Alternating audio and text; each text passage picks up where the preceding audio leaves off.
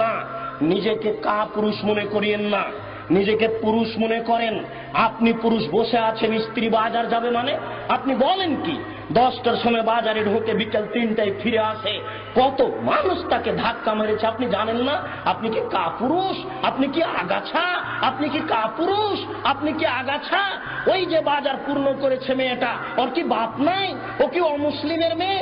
ও কি হিন্দুর মেয়ে? বলেন কি আপনি? হিন্দুর একটা বৈশিষ্ট্য আছে, কপালে টিপ দেয়, দেখেননি আপনি? হিন্দুর একটা বৈশিষ্ট্য আছে, হাতে শাখা ব্যবহার করে, সাদা চুড়ি ব্যবহার করে। হিন্দু মেয়ের একটা বৈশিষ্ট্য আছে, কপালে টিপ না দিলে বের হবে না বিবাহের পরে।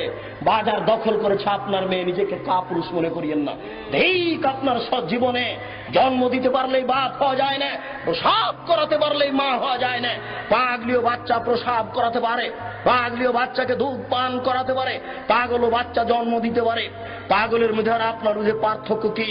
আপনার মেয়ে বাজারে যাবে না, আপনার মেয়েকে লক্ষ্য করে আল্লাহর নবী বলছেন, মনে হচ্ছে যেন তিনি দেখে দেখে বলছেন।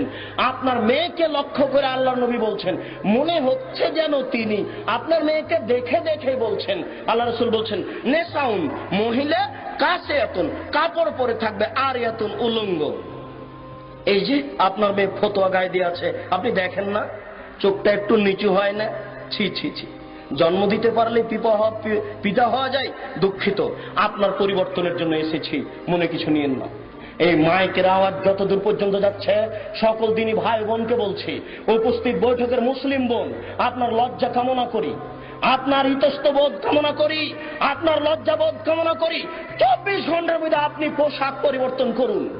আপনি সালোয়ার কামিজ মেক্সি চাদর পরুন। যদি শাড়ি পরেন তাহলে আপনাকে 2 ছড়ের ব্লাউজ পরতে হবে। 2 ছড়ের ব্লাউজ মানে যার হাত হবে কবজি পর্যন্ত, নিচের দিক কোমরের নিচে চলে যাবে, 1 থেকে 1.5 গজ কাপড়ের ব্লাউজ পরতে হবে। শুনুন, শাড়ি পরে ছোট ব্লাউজ গায়ে দিয়ে এদেশের জনগণকে পেট পিট দেখিয়ে জাহান্নামের দিকে ঠেলে দিয়ে নিজে তাহাজ্জুদ পড়ে জান্নাত কেনার আশা করিয়েন না। এই মেয়েরা শোনো, যারা তোমরা স্কুল কলেজে পড়ো, তোমাকে সাবধান করতে এসেছি, তুমি পরিবর্তন হও। আল্লাহ তাআলা বলছেন, কুল হাল ইয়াস্তাবিল্লাযীনা ইয়ালামুনা ওয়াল্লাযীনা লা ইয়ালামুন ইন্নামা ইয়াতাযাক্কারু উলুল আলবাব। হে নবী, আপনি বলুন, যারা লেখাপড়া জানে আর যারা লেখাপড়া জানে না তারা কি সমান?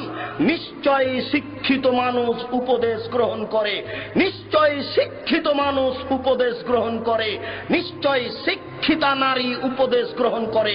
তোমাকে বলে যাচ্ছি, সকাল হতে হতে যদি তোমার পোশাক পরিবর্তন তুমি না করো তাহলে তুমি শিক্ষিতা নও।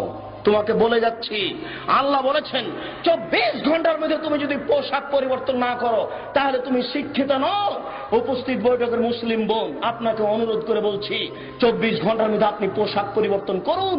যদি আপনি না করেন তাহলে আপনি উপদেশ গ্রহণ করেন না, আল্লাহ আপনাকে শিক্ষিতা বলেন না, বরং আল্লাহ বলছেন, ওয়াকারনা ফি বুয়ুতিকুন্না ওয়ালা তাবাররাজনা তাবাররুজাল জাহিলিয়াতিল উলা। হে মুসলিম মহিলা, বন্যতার যুগে, বর্বরতার যুগে, অসভ্যতার যুগে নারীরা যেভাবে রাস্তাঘাটে ঘুরত প্রদর্শনী দিয়ে, তোমরা সেইভাবে ঘুরো না, বাড়িতে থাকো।